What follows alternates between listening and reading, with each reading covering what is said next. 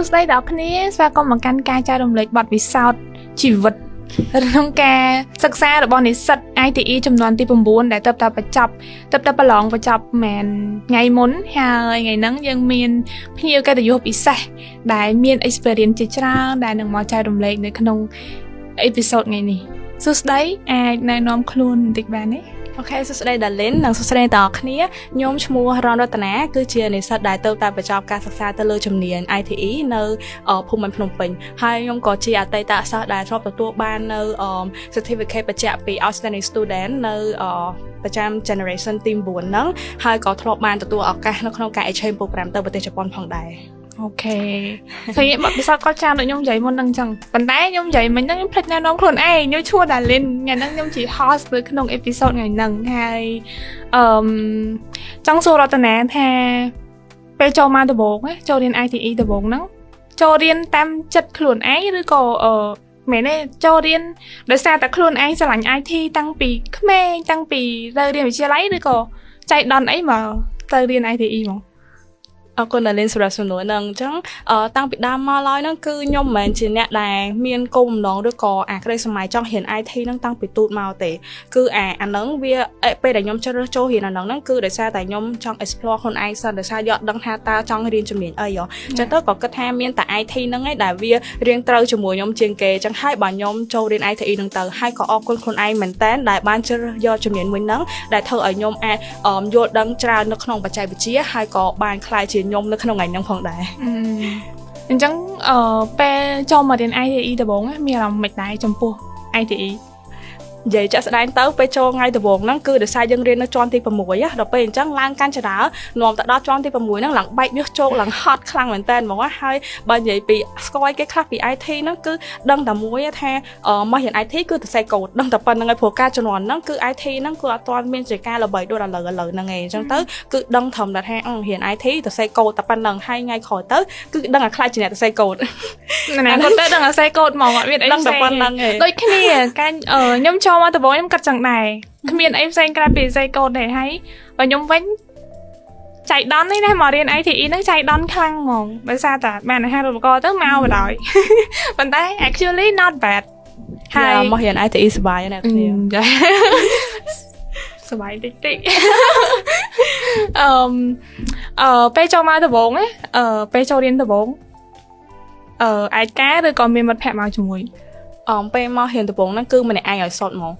มอมันเนี่ยไอให้ปันใต้มอจุ่มวยหนึ่งเพียบคลาห้าหนึ่งเพียบจืดเจี๋ยคืออัดเซอร์สกอร์ไอฝีไอเทียปันใต้มอเพียบคลาห้านั่นคือเมียนหลังไฮบอกว่าจังเตอร์มาดองไงตีมวยนั่นคือมาดองก้อยต้องmộtเกมมองให้เลิกได้ลังเธอประเทศธนามุนเกมมองเบี่ยมจังอะให้เตอร์ก่อเมียนธนามัดแพะรุ่งธนาบอกยมนั่นเกิดบอชนาอยังบ้านเธอประเทศธนาจังเตอร์เดือดซาเคิร์นไฮยังเมียนเพียบคลาห้ายังเมียนคอมมิตมันนักขนมการจองช่วยทำไมธนาเหตุบอกยังนั่งเวียนหน้ากะมันออยจังนะอย่าเดี๋ยวต้องมาจุ่มวยหนึ่งเพียบคลาห้าหนึ่งเพียบจืดเจี๋ย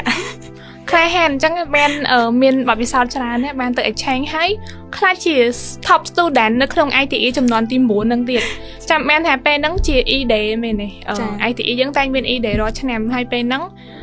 ครูประกาศท็อปสตูดันตามมันเนี่ยไอ้ขนมจำนำสักจิตรานโดยเนี่ยน้องจำนวนทีมบุญนั่งหายมันเนี่ยนั่งคือจีรัตนาให้ไปนั่งรัตนาหลังจังมองอะสักđôi khi bên chẳng tại mòn nè đi ở cha ngộ con sợ là lên dạ mình thấy trong đăng thang ra tôi nè thơm mệt men ở class chỉ top student miễn chơi GPA là có bôi chẳng ตามจะแสดงเตอร์ย่อมเหมือนการมอดแชเสียไปให้ก็มีหน้าเกี่ยการมอดแชเสียไปในต่อขณีให้โดยแต่ย่อมมันเลือกล่างเหมือนจังแท้ไอที่เหมือนเชื่อจุ่มเนียนได้ย่อมสลายด้วยก็โจจะตั้งปิดตูดมาเว้ยบนใต้เจ้าบันจังให้ไอ้บันย่อมอาเห็นแต่ตัวบันละแต่พอละคือได้ซาใต้consistency เพียบได้จบรอบนักขนมการศึกษาให้นังมอเห็นจีเรียงรอทั้งไงทั่วอาศัยมันกรุ๊ปอาศัยมันได้ขู่ได้เอาให้เฟิร์นั่งคือมันเหมือนเฟิร์เล่นเอาแต่หัวปิดได้คือเฟิร์ดอยจะตกได้ให้ไปได้มองเรียนนั่งมามองปีมองนั่งคือดาวตะเลิกการเรียนหนังสรับครูประโยชน์หลายบ้านจอบรอบมองให้นับไปเดินในดอกนี่มีอาเพียบจอบรอบตำรวจตู้เดี๋ยวยังเฟยของไงนั่งอะปิดชามตีมวยดอกชามตีบัวนั่งในดอกนี่ประกาศตำรวจตู้นั่งให้อาไปวอดเวียปีมังไงเตอร์มังไงเตอร์นั่งตัวบ้านเราแต่พอละเอาไว้เพราะไม่หนักแก้การมัดจะ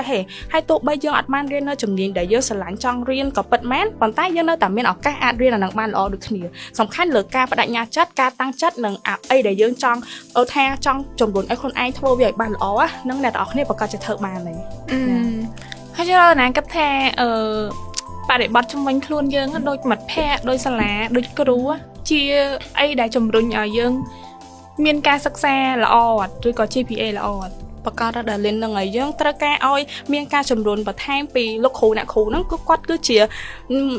main director នៅក្នុងការសិក្សារបស់យើងមកព្រោះអីគាត់ជាអ្នកផ្ដល់ចំណេះដឹងអីហ្នឹងមកឲ្យពួកយើងប៉ុន្តែមិនមែនយើងពឹងផ្អែកទៅលើគាត់ទាំងស្រុងឯងនៅពេលដែលយើងមករៀននៅក្នុង ITE នេះគឺបរិញ្ញាសិស្សឲ្យធ្វើការរៀនដោយខ្លួនឯងសិក្សាស្រាវជ្រាវ research គឺខ្លួនឯងចឹងហើយបើមិនជាយើងអាចរៀនខ្លួនឯងយើងអាចចេះរៀនខ្លួនឯងឬក៏យើងពឹងទៅលើតមិត្តភ័ក្តិខ្ញុំជួយតគ្រូខ្ញុំជួយដឹកដៃយើងមកយើងធ្វើបានអាហ្នឹងគឺ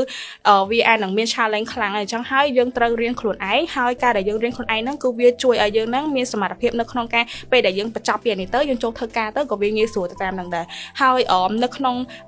take field នេះឬក៏នៅក្នុងការរៀនពី IT អីហ្នឹងគឺយើងអាចរៀនតាមម្នាក់ឯងឬក៏ធ្វើការតាមម្នាក់ឯងគឺយើងត្រូវការឲ្យធ្វើការជាក្រុមឬក៏មានដៃគូនៅក្នុងការធ្វើជាមួយគ្នាអញ្ចឹងហើយបរិបត្តិនៅក្នុងការរៀននេះទាំងគ្រូទាំងសិស្សទាំងមិត្តភ័ក្តិយើងអីគឺសិតតែសំខាន់ទាំងអស់យ៉ាខ្ញុំគិតថាមានសិស្ស ITE ច្រើនណាស់មិនមែន ITE ទេសិស្សតែរៀនតាក់ទងជាមួយនឹងជំនាញ IT គឺគាត់ភាគច្រើនគិតថាចេញទៅធ្វើការទៅសេកូដនៅតែឯងអត់តាក់ទងមួយណាគេតែ actually no ពេលយើងចូលធ្វើការទៅយើងត្រូវនិយាយជាមួយគេមាន communication ច្រើនអញ្ចឹងការតំណែងឬក៏ soft skill ដែលមានដូចជា communication leadership ហ្នឹងគឺសំខាន់មែនទែនអញ្ចឹងរតនាគិតថាពពួក soft skill ទាំងអស់ហ្នឹងវាមានសារៈសំខាន់ប៉ុណ្ណាហើយវាជួយឲ្យរតនាខ្លាចជាមនុស្សដែលមានសមត្ថភាពដូចឥឡូវហ្នឹងអត់ចាតែពិតទៅអា soft skill ហ្នឹងគឺវាសំខាន់ខ្លាំងហើយដូចដែល Darlene បាននិយាយមិនអញ្ចឹងអ្នកខ្លះគិតថាឲ្យតែរៀន IT ដឹងតែ introvert ទៅអត់ចេះនិយាយប៉ុន្តែតែស្ដែងតឥឡូវអ្នករៀន IT ឥឡូវបកកាយនិយាយមែនតើបើអត់បកកាយនិយាយទេធ្វើ start up ឬក៏ធ្វើបច្ចេកអីខ្លួនឯង present ឲ្យអ្នកគេស្ដាប់មិនកើតបើយើងអត់ចេះនិយាយពីអីដែលយើងធ្វើផងហ្នឹងអញ្ចឹងចេះធ្វើក៏ត្រូវចេះនិយាយដែរហើយអា soft skill ហ្នឹងក៏មានព្រៀននៅក្នុងការរៀនរបស់យើងដែរពី subject មួយហ្នឹងគឺមានម៉ោងដែលព្រៀនតាក់ទងអំពី problem solving អីចឹងអញ្ចឹងទៅយើងចេះនៅក្នុងការដោះស្រាយនៅបញ្ហាតើធ្វើមិនឲ្យវាងាយស្រួលធ្វើមិនឲ្យវាបានល្អហើយធ្វើមិនអាចបញ្យល់ទៅកាន់ client របស់យើងហ្នឹងឲ្យគាត់បានយល់ពីអាហ្នឹងនឹងហើយហានេះគឺជាអីដែលសិស្សនៅក្នុង ITE យើងក៏គាត់មាននៅជំនាញហ្នឹងដែរមិនមែនចេះតែធ្វើតែមួយទេចេះនិយាយចេះណែនាំពីអីដែលខ្លួនឯងធ្វើហ្នឹងហើយនឹងបញ្យល់ទៅកាន់ client ឬក៏គ្រូអ្នកគ្រូរបស់យើងអីផងដែរ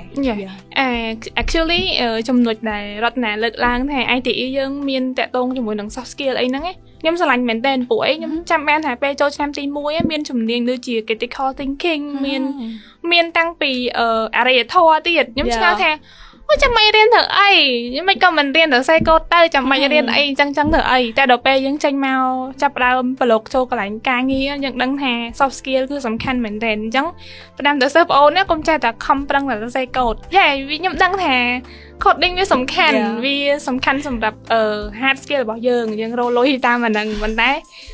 soft skill ហ្នឹងក៏ជាផ្នែកមួយដែលជំរុញឲ្យយើងlike ដើម្បីលបានជាងមុនហើយគេស្គាល់ជាងមុនមាន network ជាងមុនដែរដល់ពេលចេញធ្វើការទៅមិនដឹងថា network ហ្នឹងគឺសំខាន់មែនតើខ្លាំងចេះធ្វើក៏ត្រូវចេះនិយាយពីអីពីការងារដែលយើងធ្វើបានដែរមិនចេះធ្វើឲ្យទុកចោលទៅឲ្យទុកចោលអីចឹងណាគឺអត់មានទទួលបានលទ្ធផលអីទៅថ្ងៃក្រោយរបៀបថាបើយើងចេះតែធ្វើយល់ថាសិស្សខ្លះគឺគាត់មានសមត្ថភាពនៅក្នុងការធ្វើមែនប៉ុន្តែអាអីដែលគាត់និយាយឬក៏ណែនាំពីការងារឬក៏ project ដែលគាត់បានធ្វើហ្នឹងគាត់អត់សូវប្រកាសនិយាយអញ្ចឹងទៅវាអាចនឹងជាគុណវិបត្តិទូតមួយដែរសម្រាប់គាត់អញ្ចឹងហើយចង់លើកទឹកចិត្តឲ្យសិស្សដែលគាត់រៀននៅក្នុង IT ឬក៏ IT engineering អីផ្សេងៗហ្នឹងគឺឲ្យពង្រឹងនៅទំនាក់ទំនងនៅក្នុងការនិយាយស្ដីរបស់យើងហ្នឹងពង្រឹងវាឲ្យបានច្រើននៅពេលដែលយើងមាននៅទាំងការងារដែលយើងធ្វើបានល្អហើយយើងចេះលើកដាក់សម្លេងឬក៏អាពាក្យពេចន៍នៅក្នុងការដឹកនាំឬក៏ delivery អីដែលយើងបានធ្វើហ្នឹងទៅកាន់មនុស្សផ្សេងទៀតហ្នឹងគឺជារឿងដែលចាំបាច់ហើយដែលគាត់គួរតែមានអា skill ហ្នឹងទាំងអស់គ្នានិយាយពី skill ហ្នឹងរតនាមាន tip អីចែករំលែកដើម្បីឲ្យមើលទៅបកកែ presentation ជាងមុនអាចនិយាយបកកែនិយាយជាងមុនណាសម្រាប់សិស្ស introvert ចាក់ស្ដែងទៅនៅពេលនៅក្នុង ITE យើងការដែលឆ្នាំទី1ទី2ហ្នឹងយើងមាននៅ club student ដែរ ambassador ដល់ពេលអញ្ចឹងទៅគឺខ្ញុំក៏ជា leader debating club នៅពេលនោះដែរអញ្ចឹងហើយ ការដែលខ្ញុំមាននៅ skill ឬក៏មិនថាចេះខ្លាំងឯងប៉ុន្តែគ្រាន់ថាយើងអាចនៅក្នុងការនិយាយជាសាធារណៈអីបានហ្នឹងគឺដោយសារពេលរៀននៅ high school អីខ្ញុំធ្លាប់ចូលរួមជាការប្រកួត debate នៅក្នុងក្រសួងអប់រំហើយនិងក្រសួងបរិស្ថានអីចឹងទៅចឹងហើយវាអីដែលយើងសកម្មភាពដែលយើងចូលរួមមកខាងក្រៅហ្នឹងបន្តិចហ្នឹងវាអាចជួយពង្រឹងឲ្យខ្ញុំហ្នឹងដឹងថាអូខេយើងនិយាយជាសាធារណៈហ្នឹងគួរតែនិយាយបែបណាគួរតែរៀបចំពាក្យពេចន៍បែបណាអីចឹងទៅហើយព្យាយាមហាត់សមវានៅផ្ទះអីចឹងណាព្យាយាមនិយាយមុខកញ្ចក់និយាយម្នាក់ឯងឬក៏និយាយមួយមិត្តភក្តិអីចឹងទៅថាមើលខ្ញុំនិយាយចឹងមិនដែរហើយបើនិយាយភាគច្រើនទៀតយើងអាចលើកយកជា topic អីមួយដែលយើងចង់និយាយពីអាហ្នឹងហើយទៅព្យាយាមនិយាយបញ្យល់តែណាមួយទៀតដោយសារមកពីខ្ញុំចូលចិត្តស្ដាប់គេនិយាយហើយចូលចិត្តផ្ដោតជា advice ទៅគេវិញណាដល់ពេលចឹងទៅគឺអាការនិយាយហ្នឹងវាកើតទៅជាអីមួយដែលវាដោះចេញមកពីខាងក្នុងចូលចិត្តចែករំលែកចូលចិត្តនិយាយប្រាប់ហើយក៏ជាអ្នកដែលចូលចិត្តស្ដាប់គេដែរស្ដាប់គេហើយផ្ដល់ជាមតិយោបល់ទៅកាន់គេវិញអីចឹងណាតែប៉ុន្តែអាដងពីសិល្បៈហ្នឹងវាជាផ្នែកមួយដែរដងពីកំណើតណាដូចយើងអញ្ចឹងឧទាហរណ៍ថាយើងបែងចែកថាមនុស្ស introvert extrovert អញ្ចឹងមានន័យថាពីកំណើតគាត់តាំងពីដើមមកគាត់អត់ចូលចិត្តនិយាយឬក៏គាត់ជាមនុស្សស្ងាត់ដូចមនុស្ស introvert អញ្ចឹងប៉ុន្តែបើសិនជាគាត់នៅតែស្ងាត់រហូតអញ្ចឹងវាអត់អាចជួយឲ្យគាត់រីកចម្រើនជាងមុនទេព្រោះអីយើងចូលប្រឡូកក្នុងសង្គមយើងតែងតែត្រូវការទៅជួបមនុស្សជាពិសេសជួបយើងត្រូវតែរៀនចប់ចឹងយើងត្រូវជួបសិស្សច្បងហើយយើងត្រូវមានពាក្យនិយាយឲ្យត្រឹមត្រូវតិចព្រោះយើងខ្លាចនិយាយទៅយើងអត់show respect អញ្ចឹងព្រោះយើងធ្លាប់តែនិយាយគ្នាជាមួយមិត្តភក្តិធម្មតានិយាយលេងតែដល់ពេលយើងចាញ់ទៅក្រៅចាប់ផ្ដើមចេះនិយាយដូចខ្ញុំអញ្ចឹងខ្ញុំជាមនុស្សម្នាក់ដែលអត់សូវប្រកែកនិយាយបែប formal ទេខ្ញុំចូលចិត្តនិយាយលេងជាមួយមិត្តភក្តិធម្មតាតែដល់ពេលនិយាយ formal រៀងបាក់តិចអញ្ចឹងឃើញរតនាគាត់ប្រកែកមែនទេតែប៉ុន្តែអាហ្នឹងវាសិតតែជាអីដែលយើងអាចរៀនបានហើយអភិវឌ្ឍបន្ថែមបានកុំគិតថាខ្ញុំ introvert ខ្ញុំអត់ចេះនិយាយចឹងខ្ញុំនឹងអត់ចេះនិយាយរហូតមែនអត់ទេអ្នកនរគ្នាយើងនៅតែអាចរៀនបានយើងនៅតែអាចធ្វើបានចឹងបើសិនជាចិត្តយើងចង់សិនជាយើងពិតជាមានអាកាសបញ្ញាចិត្តឬក៏ commitment នៅក្នុងការចង់ឲ្យអាហ្នឹងវាកើតឡើងឬក៏ចង់បង្កើតទៅលើការនិយាយជាសាធារណៈអីចឹងយើងអាចរៀនបានពីគ្រប់ទីកន្លែងហ្មងដូចជានៅក្នុងsocial media ផ្សេងៗដូច TikTok YouTube អីយើងអាច research មើលបានថាធំមិនដើម្បីឲ្យខ្ញុំនឹងបង្កើននិយាយធ្វើមិនមាន step by step អីចឹងទៅឬក៏យើងព្យាយាមនិយាយមុខកញ្ចក់ឲ្យខ្លួនឯងដូចខ្ញុំបាននិយាយមុនហ្នឹងអញ្ចឹងណាហើយការដែលអាហ្នឹងមានន័យថាតើតាយើងខ្លួនឯងណាចង់ទៅលើអាហ្នឹងដែរព្រោះអ្នកខ្លះ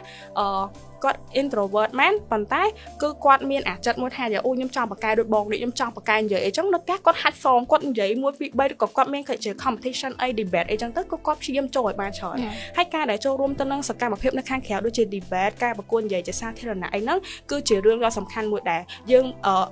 យកឈ្នះអាភិបភ័យខ្លាចរបស់យើងហើយនិយាយនឹងមុខមនុស្សជាច្រើនអីចឹងទៅហើយការដែលយើងយកឈ្នះអាភិបភ័យខ្លាចហ្នឹងពីមួយថ្ងៃទៅមួយថ្ងៃបន្តិចម្ដងទៅបន្តិចម្ដងយូរទៅយើងនឹងស្ទាត់ជាមួយហ្នឹងហើយនឹងហ៊ាននិយាយនៅមុខមនុស្សជាច្រើនដូចគ្នាដែរចាវាកាត់ឡើងពីការអនុវត្តនឹងការព្យាយាមអនុវត្តពីមួយថ្ងៃទៅមួយថ្ងៃធ្វើដោយសារបើសិនជាយើងមានតែចិត្តមួយថាខ្ញុំចង់បង្កើននិយាយដូចបងឯងប៉ុន្តែអត់មានការអនុវត្តអត់ទៅធ្វើវាផងហ្នឹងអញ្ចឹងសួរថាយើងធ្វើបានអត់ប្រកាសជាអត់ទេធ្វើអត់អញ្ចឹងហើយអត់មានតែគេកាត់មកចេះទេសំខាន់គឺយើងព្យាយាមអនុវត្តនិងធ្វើវាឲ្យចប់ឡប់ពីមួយថ្ងៃទៅមួយថ្ងៃនេះទៅដូច coding អញ្ចឹងយើងរត់ធ្វើរាល់ថ្ងៃចេះហើយតែស្ទាត់តែអត់ដឹងទេបើសិនជាយើងអត់ធ្វើផ្លេចអស់លេងណាយើងត្រូវឥឡូវខ្ញុំបកចូលមកកាន់ជីវិតនៅសកលវិញកំឡុងពេលដែលឆ្នាំទី4ហ្នឹងណាឮថារតនាបានអីឆេងទៅក្រៅមែនទេចាអាច share ចែករំលែកបទពិសោធន៍តាក់ទងជាមួយនឹងការអីឆេងហ្នឹងបន្តិចមែនទេចាហ្នឹងហើយដល់លេនដល់សារពេលឆ្នាំទី4ហ្នឹងណាគឺខ្ញុំទទួលបានអាហារូបករណ៍ទៅ exchange program នៅប្រទេសជប៉ុនរយៈពេល1 semester អញ្ចឹងមានន័យថាឆ្នាំទី4ឆ្នាំទី1ហ្នឹងគឺខ្ញុំអត់បានរៀននៅខ្មែរទេខ្ញុំរៀននៅជប៉ុនណោះហើយបើសួរថាជុំរៀននៅឆ្នាំទី4ហ្នឹងមិនបានសុខមិនបានទៅហ្នឹងអីអញ្ចឹងគឺដោយសារតែខាងសាលាយើងអ្នកនរគ្នាគឺមានឱកាសទទួលបានអាហារូបករណ៍ច្រើនមែនតើមិនថាទាំងនៅក្នុងស្រុកនិងនៅក្រៅស្រុកទេលោកគ្រូអ្នកគ្រូអីចឹងគឺគាត់តែងតែព្យាយាមតម្លាក់នៅអាហារូបករណ៍ដំណឹងពីអាហ្នឹងមកកាន់សិស្សអញ្ចឹងហើយបើសិនជាយើងចាប់អារម្មណ៍យើងអាចជ្រើសដាក់ពាក្យបានហើយពេលហ្នឹងខ្ញុំដាក់ទៅប្រទេសជប៉ុនហើយក៏ខ្ញុំទទួលបានតជាប់អាហារូបករណ៍ហ្នឹងដោយសារតែយើងទទួលបានអត្ថប្រយោជន៍នឹងច្រើនដោយសារតែ GPA យើងខ្ពស់អញ្ចឹងណាអញ្ចឹងទៅក៏ខាងជប៉ុនហ្នឹងគេ select យកឈ្មោះខ្ញុំដើម្បីទទួលបានអាហារូបករណ៍ exchange ហ្នឹងហើយការដែល exchange ទៅប្រទេសជប៉ុនហ្នឹងគឺវាជួយបើកផ្លូវឲ្យខ្ញុំច្រើនមែនតើឲ្យមើលឃើញថាពិភពលោកខាងក្រៅហ្នឹងគឺវាធំវា មិនដូចយើងឃើញថាអូខេនៅប្រទេសកម្ពុជាយើងប៉ុណ្ណឹងយើងថាឡូយើងមានយើងធំហើយវាថាវាមានការអភិវឌ្ឍអីពីមួយថ្ងៃទៅមួយថ្ងៃប៉ុន្តែនៅពេលដែលយើងទៅខាងក្រៅទៀតបើយើងដឹងថានៅពិភពខាងក្រៅវារត់តែធំជាងនឹងទៀតវាមានរឿងច្រើនដែលយើងត្រូវដឹងត្រូវរៀនបន្ថែមហើយយកមកអភិវឌ្ឍទៅលើប្រទេសរបស់យើងបន្ថែមទៀតចឹងណាហើយមិនត្រឹមតែការរៀនយល់ដឹងអំពីពិភពលោកខាងក្រៅហ្នឹងឯងយើងបានស្គាល់ជាមួយនឹងមិត្តភ័ក្តិផ្សេងៗទៀតដែលនៅបណ្ដាប្រទេសផ្សេងៗណាចឹងទៅបង្រៀនឲ្យយើងហ្នឹងចេះធ្វើការ communicate ជាមួយនឹងមនុស្សបានគ្រប់ជាសាសដឹងអំពី perspective របស់ពួកគាត់ចំណេះដឹងរបស់ពួកគាត់របៀបដែលគាត់រស់នៅការដែលពួកគាត់រៀននៅក្នុង environment នៅប្រទេសផ្សេងៗហ្នឹងគឺគេរៀនបែបម៉េចគេធ្វើម៉េចគេគិតម៉េចចឹងទៅយើងបានរៀនច្រើនមែនតើជាមួយនឹងការដែលយើង exchange ទៅខាងក្រៅហ្នឹងអញ្ចឹងចង់លើកទឹកចិត្តដល់សិស្សប្អូនផ្សេងៗទៀតឬក៏មិនថាយើងរៀនទៅលើជំនាញអីទេឥឡូវហ្នឹងគឺមានឱកាសនៅក្នុងការផ្លាស់ប្ដូរការសិក្សាទៅក្រៅប្រទេសច្រើនមែនតើអញ្ចឹងហើយបើសិនជាអ្នកនរគ្នាមានឱកាសគួរតែដាក់ពាក្យដើម្បីឲ្យខ្លួនឯងហ្នឹង challenge ខ្លួនឯងឲ្យទៅធ្វើរឿងអីថ្មីហើយចាក់ចេញពី comfort zone របស់ខ្លួនឯងហ្នឹងហើយបានដឹងថានៅខាងក្រៅគឺវាធំមែនតើហ្មងហើយអ្នកនរគ្នានឹងអរគុណខ្លួនឯងដែលឲ្យឱកាសខ្លួនឯងហ្នឹងបាន exchange ទៅខាងក្រៅអញ្ចឹងយើងអត់មានអរគុណខ្លួនឯងទេព្រោះអត់បានឆេងទៅក្រៅហងអត់ទេតែយើងបានធ្វើនៅសកម្មភាពផ្សេងៗទៀតអាហ្នឹងក៏វាជាសមិទ្ធផលល្អសម្រាប់យើងគ្រប់គ្នាដែរអត់អីទេអូខេចង់ដឹងថាកំឡុងពេលឆេងហ្នឹងមានផលវិបាកអីផលវិបាកឬក៏ផលការសុបាយហើយនឹងការអត់សុបាយអីខ្លះខ្ញុំទៅចែករំលែកបទពិសោធន៍ទៅក្រៅប្រទេសឲ្យខ្ញុំដឹងផងបានទេតែពេលទៅសុកនឹងទុកហ្នឹងវាដើររួមគ្នាហ្នឹងហើយតែអីយ៉ាងបាក់ចឹងគេហ្នឹងគឺពេលដែលយើង fly ទៅជប៉ុនហ្នឹងហ្មងដោយសារតែលើកទី1ខ្ញុំអត់ដែរទៅខេត្តក្រៅស្រុកឯងហើយខ្ញុំក៏អត់ដែរជិះយន្តហោះដែរហើយដល់ពេលហើយស្រុកខ្ញុំត្រូវជាប់អាហារូបករណ៍អញ្ចឹងខ្ញុំត្រូវ fly ទៅម្នាក់ឯងឲ្យសុតហ្មងណាអត់មានសិនណាគេជួយអត់មានអីម្នាក់ឯងពីខ្មែរទៅម្នាក់ឯងសុតហ្មងហើយទៅដល់ជប៉ុនហ្នឹងក៏ម្នាក់ឯងទៀតអញ្ចឹងអ្វីគ្រប់យ៉ាងគឺនៅលើខ្ញុំម្នាក់ឯងជាអ្នក handle ទាំងអស់ហ្មងណាអញ្ចឹងហើយវាគឺជា challenge មួយដែលធំជាងគេនៅក្នុងជីវិតខ្ញុំហ្មងខ្ញុំគិតថាពីទូដល់ធំត្រឹមអាយុដែលខ្ញុំទៅជប៉ុនហ្នឹងគឺពេលទៅជប៉ុនហ្នឹងជារឿងដែលបាក់ជាងគេហ្មងអាពេលដែលខ្ញុំ fly ហ្នឹងដោយសារយើងជួបនៅបញ្ហាច្រើនកំឡុងពេលដែលយើងហោះហើរហ្នឹងណាព្រោះខ្ញុំត្រូវ transit នៅចិនរយៈពេល15ម៉ោងហើយពេលហ្នឹងទៅគឺរបៀបថាធម្មតានៅចិនយើងត្រូវធ្វើឯកសារអីច្រើនដែរដើម្បីយើងអាចនៅ transit នៅនឹងបានដល់ពេលអញ្ចឹងយើងទៅម្នាក់ឯងផងយើងអត់សូវចេះភាសាចិនព្រោះអីគេអត់សូវប្រើអង់គ្លេសទេហើយយកមានអ៊ីនធឺណិតទៀតនៅចិនហ្នឹងស្រាប់ហើយគឺ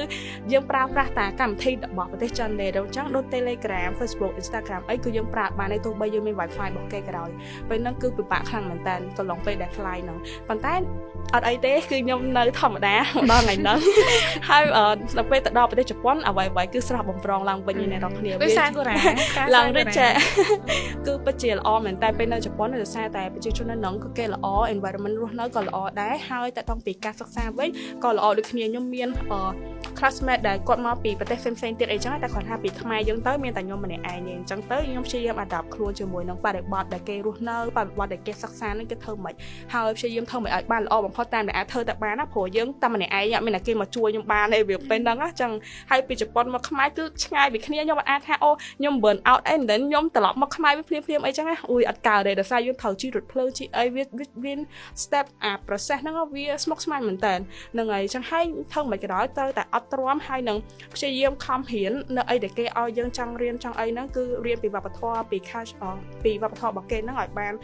ល្អហើយនឹងព្យាយាមយល់ adapt ខ្លួនឯងឲ្យបានទៅក្នុងបរិបទហ្នឹងណាដើម្បីយើងអាចរស់នៅប្រទេសហ្នឹងបាន yes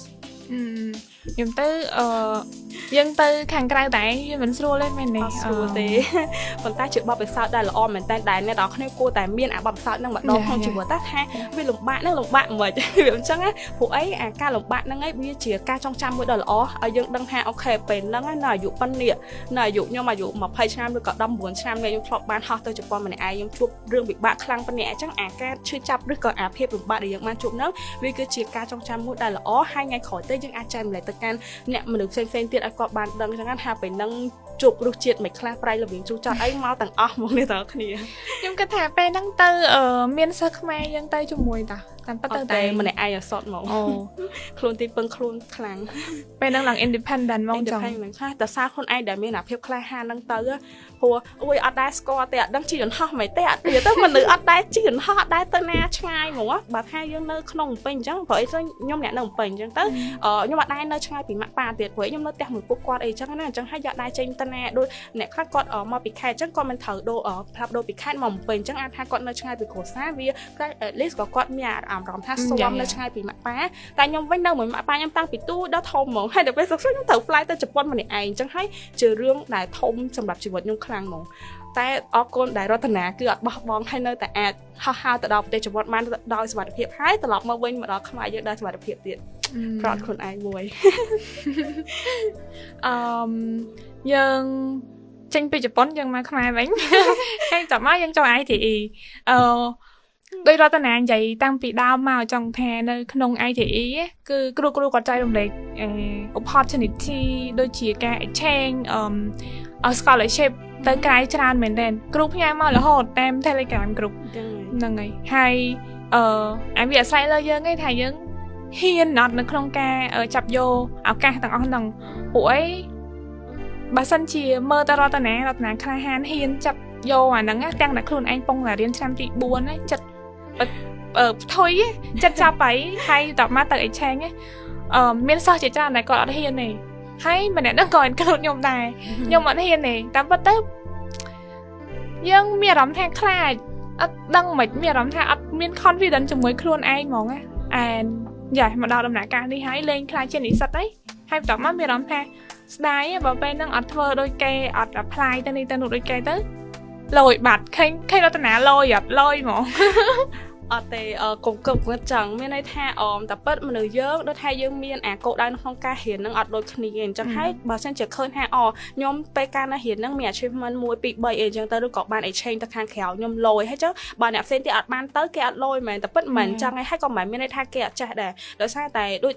យើងរៀននឹងគឺមានកោដៅអត់ដូចគ្នាដូចខ្ញុំអញ្ចឹងអាចថាខ្ញុំរៀនដោយសារខ្ញុំរៀនដើម្បីរៀនអញ្ចឹងរៀនដើម្បីរៀននឹងមិនគឺរៀនដើម្បីទទួលបាននូវលទ្ធផលល្អ GPA ខ្ពស់ដើម្បីខ្ញុំអាចមានឱកាសទទួលបានការ exchange ទៅខាងក្រៅឬក៏ទទួលរៀនបន្តទៀតទៅលើ Master PhD អីចឹងទៅអាហ្នឹងគឺខ្ញុំសម្រួលឲ្យចេះទៅលើគ្រប់ជំនាញគ្រប់មុខវិជ្ជាដែលខ្ញុំរៀនប៉ុន្តែសម្រាប់សិស្សមួយចំនួនទៀតគឺគាត់រៀនដើម្បីទៅធ្វើការអញ្ចឹងនៅពេលដែលគាត់រៀនហ្នឹងគឺគាត់ពង្រឹងទៅលើជំនាញណាដែលគាត់ចង់រៀនឲ្យចេះអាហ្នឹងហើយអាចទៅធ្វើការជាមួយនឹងអាហ្នឹងបានអញ្ចឹងតែអាចថា Kalo Darlin មាន direction នៅក្នុងការរៀនហ្នឹងខុសពីខ្ញុំអីចឹងណាអញ្ចឹងហើយកុំប្រទៀបឬក៏វាថាបង្អាក់ខ្លួនឯងកុំធ្វើអញ្ចឹងអីសម្រាប់អ្នកទាំងអស់គ្នាក៏ដូចគ្នាដែរព្រោះតែខ្ញុំចង់ឲ្យយើងគិតថាឱកាសវានៅតែមានចឹងសំខាន់យើងខ្លួនឯងនេះចង់អត់ហើយបើសិនជា Darlin ថាខ្លួនឯងគឺចង់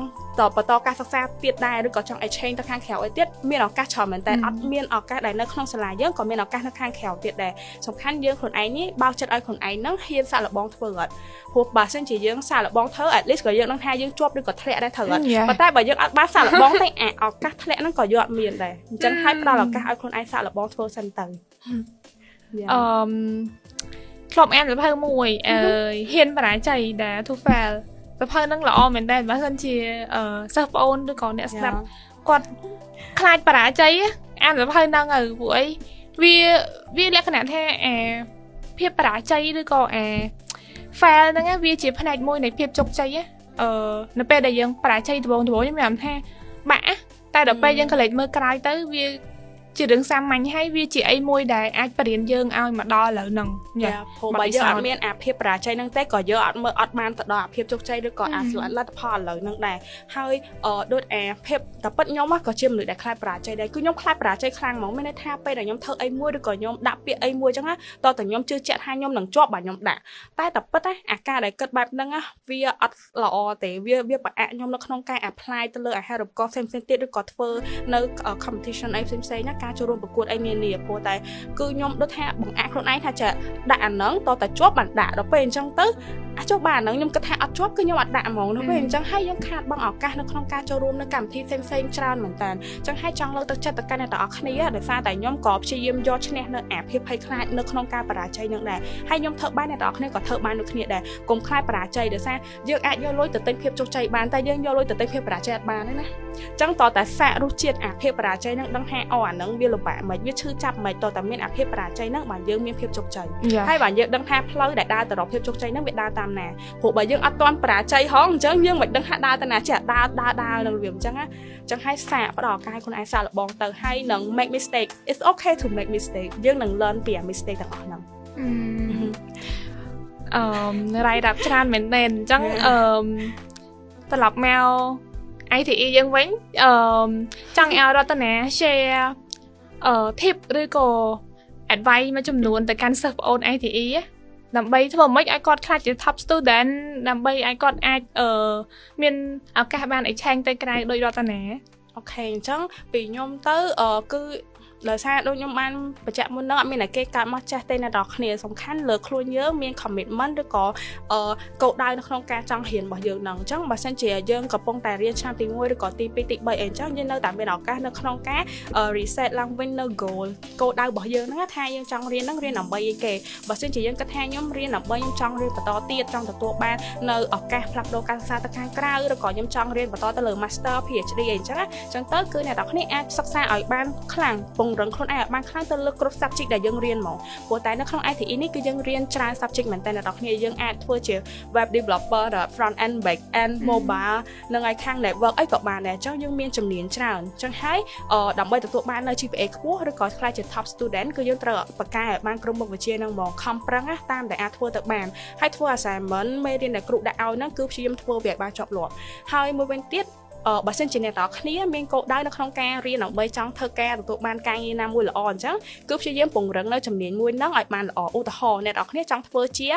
front end developer អញ្ចឹងហើយគឺសម្រួចទៅលើជំនាញមួយហ្នឹងឲ្យបានខ្លាំងឲ្យបានប្រកែហើយអញ្ចឹងទៅនៅពេលដែលយើងរៀនឆ្នាំទី3ទី4អីគឺយើងអាចរក intern អីដើម្បីចូលទៅធ្វើការបន្ថែមអញ្ចឹងណាយកបានទាំងប្រាក់កម្រៃហើយយកបាននៅបទពិសោធន៍នៅក្នុងការធ្វើការទៀតដល់ពេលដែលយើងចាប់ឆ្នាំទី4ទៅគឺយើងដូចថា expert ឬក៏ខ្លាចជា senior ទៅលើអា front end developer ហ្នឹងអីចឹងទៅហ្នឹងហើយអញ្ចឹងហើយបែងចែកឲ្យដាច់អាវាមហាគោលដៅនៅក្នុងការសិក្សារបស់យើងហ្នឹងយើងព្យាយាមរៀបចំអាគោលដៅជីវិតយើងឲ្យបានច្បាស់លាស់ចឹងណាកុំឲ្យតែយើងហារៀនគ្រាន់តែរៀនឲ្យតែហើយអីអញ្ចឹងណាខ្ញុំចង់ឲ្យអ្នកនរគ្នាមានការគិតបែបហ្នឹងទេមករៀនមកជាមួយនឹងគោលដៅនិងក្តីសង្ឃឹមនៅក្នុងការដែលយើងធ្វើអាហ្នឹងដើម្បីអីនៅថ្ងៃក្រោយហើយអាហ្នឹងអ្នកនរគ្នាថ្ងៃក្រោយទៅនឹងអរគុណខ្លួនឯងដែលខ្លួនឯងពេលហ្នឹងគឺបានរៀបចំនៅគោលដៅជីវិតរបស់ខ្លួនឯងបានប៉ុន្តែអ្នកនរគ្នាទោះបីជាយើងអត់មានគោលដៅជីវិតច្បាស់លាស់ក៏ដោយក៏យើងនៅតែអាចធ្វើវាបានចឹងនៅតែអាចធ្វើបានដោយសារសាក់សីរស់នៅនេះទោះពេលខ្ញុំរៀនហ្នឹងគឺ ITE ហ្នឹងគឺដំបូងក៏ខ្ញុំអត់មានគោលដៅអីច្បាស់លាស់ដែរប៉ុន្តែខ្ញុំនៅតែអាចធ្វើបានចឹងដោយការដែលខ្ញុំមករៀនឲ្យបានរាល់ថ្ងៃធ្វើការងារ assignment ហ្នឹងឲ្យបានរាល់ថ្ងៃអញ្ចឹងទៅលទ្ធផលយើងក៏វាល្អទៅតាមនឹងដែរដល់ពេលរៀនយូរទៅយើងមានអារម្មណ៍ដឹងថាជុំខ្ញុំចូលចិត្តអានឹងដែរតាខ្ញុំធ្វើបានល្អទៅលើអានឹងដែរតាលទ្ធផលការសិក្សាខ្ញុំក៏ល្អដែរអញ្ចឹងទៅយូរទៅយើងមានអារម្មណ៍ថាដូចវាបដោះអាចិត្តស្រឡាញ់ហ្នឹងហើយអញ្ចឹងត្រឡប់ទៅអ្នកនរគ្នាក៏ដូចគ្នាដែរជួនកាលអ្នកនរគ្នាអាចនឹងអត់ទាន់ស្រឡាញ់អានឹងពីដំបូងទេប៉ុន្តែដល់ពេលធ្វើវាកាន់តែយូរទៅឬក៏ពីមួយថ្ងៃទៅអាចថាយើងចូលចិត្តវាក៏ថាបានដែរចឹងហើយសាឡបងសិនតើអីទេយើងទៅ try everything ដូចនៅក្នុងបទចម្រៀងរបស់ Sakira នៅក្នុងរឿង Zootopia try everything បើសិនជាអត់ try អត់ដឹងទេមែនទេហ្នឹងហើយជួនកាលយើងថាអូខ្ញុំចូលចិត្តអាហ្នឹងប៉ុន្តែបានធ្វើនៅគីឡូជួនកាលទៅធ្វើទៅអត់ចូលចិត្តអាហ្នឹងវិញក៏ថាបានដែរចឹងអត់មានអីក្រៅពីការដែលយើងផ្ដល់ឱកាសខ្លួនឯងទៅសាកធ្វើវាសិនសាកធ្វើសិនមិនដឹងថាចូលចិត្តឬក៏អត់សាកធ្វើសិនមិនដឹងថាជាប់ឬក៏ធ្លាក់ណាមែនហ្នឹងហ្នឹងហើយត្រូវសាកសិនអ្នកនរគ្នាកុំភ័យពេកកុំខ្លាចពេកណាគេក៏ធ្លាប់ធ្លាក់ដែរណាគេក៏ធ្លាប់ fail ដែរមិនថាមនុស្សបកាយយ៉ាងណាក៏ចេះក៏ធ្លាប់បរាជ័យដែរដូចមហាសេដ្ឋីលំដាប់ពិភពលោកអីក៏គាត់ធ្លាប់ធ្លាក់ចោលឬក៏ធ្លាប់យកផ្លេចចោលហ្នឹងហើយរាប់ផ្លេចចោលតែបើសិនជាយើងអត់មានការធ្លាក់ឬក៏អត់មានអាបទពិសោធន៍បរាជ័យហ្នឹងទេគឺយើងអត់ទទួលបានលទ្ធផលមួយដែលល្អទេដូចខ្ញុំបាននិយាយមុនថាពេលដែលខ្ញុំខ្លាចធ្លាក់ពេកឬក៏ខ្ញុំខ្លាចបរាជ័យអញ្ចឹងគឺខ្ញុំអត់ឲ្យឱកាសខ្លួនឯងទៅធ្វើអីថ្មីទេអញ្ចឹងហើយគឺខ្ញុំនៅតែប៉ុណ្្នឹងអត់មាន grow ទៅណាទេហើយអ្នកទាំងអស់គ្នាត្រូវតែមាននៅ grow mindset ដែលយើងគឺត្រូវការរៀនរហូតអភិវឌ្ឍរហូតទោះធ្លាក់ក៏អូខេបើខ្ញុំធ្លាក់សួរខ្លួនឯងថាតើខ្ញុំ learn អីគេបានខ្លះពីអាការដែលខ្ញុំបរាជ័យហ្នឹងការដែលខ្ញុំធ្លាក់ហ្នឹងឧទាហរណ៍អ្នកទាំងអស់គ្នាសម្ភាសអាហារូបករណ៍ឲ្យអត់ជាប់អញ្ចឹងណាហើយអញ្ចឹងយើងទៅសួរខ្លួនឯងវិញថាអូខេពេលខ្ញុំឆ្លើយសំ នួរពេលដែលគេសំភាសហ្នឹងខ្ញុំឆ្លើយណាឆ្លើយបានល្អខ្ញុំខ្វះខាតចំណុចកន្លែងណាខ្ញុំឆ្លើយណាអត់មាននៅការរៀបពាក្យពេចន៍អត់បានល្អឬក៏ eye contact ខ្ញុំអីចឹងអត់សូវបានល្អឬក៏ខ្ញុំអត់សូវមានកាយវិការអីចឹងទៅរបៀបយើង learn ពីអា mistake ដែលយើងបានធ្វើឬក៏អាភាពបរាជ័យហ្នឹងណាហើយបើសួរថាយើងអត់បានបរាជ័យហងអញ្ចឹងយើងមិនដឹងថាយើងខ្វះខាតអីទៅអត់អញ្ចឹងហើយផ្ដល់ឱកាសខ្លួនឯងទៅភ្លក់រសជាតិនឹងសិនចង់ដឹងថាវាប្រៃហ្នឹងប្រៃមិនវាជូរហ្នឹងជូរមិនលំបាកហ្នឹងលំបាកមិន អញ្ចឹងជាចុងក្រោយមុននឹងបញ្ចប់វីដេអូហ្នឹងរតនាមានមតិអីដែលផ្ដាំទៅសិស្សប្អូន ITE របស់យើងក៏ដូចជា viewer វីដេអូនេះហ่ะ អរគុណដល់ Lin អញ្ចឹងមុននឹងបញ្ចប់ខ្ញុំមានជាសារខ្លះៗចង់ប្រាប់ទៅកាន់អ្នកនរគ្នាដែរថាឲ្យអ្នកនរគ្នានឹងព្យាយាមខិតខំប្រឹងប្រែងរៀននឹងជារៀងរាល់ថ្ងៃបង្កើតអត្ថបទទូទៅនឹងឲ្យបានហងៃព្រោះនៅពេលដែលយើងគិតថា4ឆ្នាំនឹងយូរត្រូវប៉ុន្តែដល់ពេលយើងរៀនវាមួយថ្ងៃទៅមួយថ្ងៃទៅដល់ពេលដល់ថ្ងៃដែលខ្ញុំរៀនចប់ដូចអញ្ចឹងឲ្យយើងដឹងថាត្រឡប់មើលទៅក្រោយទៅយើងបានធ្វើអីគេបានខ្លះយើងបានមាន achievement អីគេខ្លះអីចឹងទៅហើយនៅតែបន្តធ្វើការរៀននឹងឲ្យបានជាប់លាប់មាននៅអា consistency នៅក្នុងខ្លួនឯងហើយនឹងមានការបដិញ្ញាចិត្តទៅលើការសិក្សានឹងឲ្យបានហងៃផងដែរចាអញ្ចឹងសិស្សប្អូនរបស់យើងសិស្សប្អូន ITE ចំនួនទី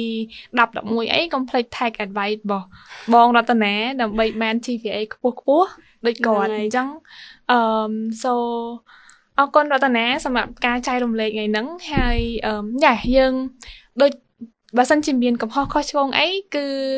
យើងដោយសារតែបើសិនជាមានកំហុសខុសឆ្គងអីគឺ